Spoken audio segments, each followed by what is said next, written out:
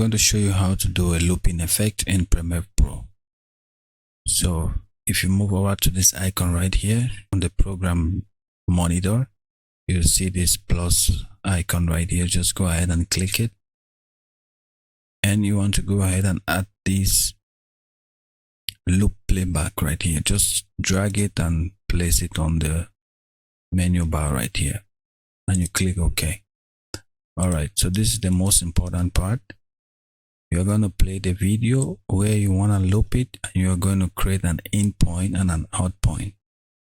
Okay, so I'm just going to play this video. So right here, I want to loop it where we have this bright light coming up from here. I'm just going to press I for in point, and then just going to loop it from here.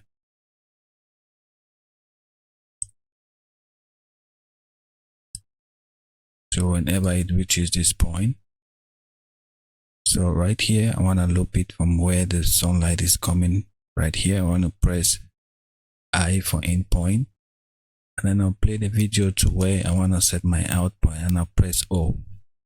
So right now, if you play the video, you'll see actually when it reaches this point, it's gonna loop. So this is how you loop videos in Premiere Pro. Please give this video a like and subscribe for more.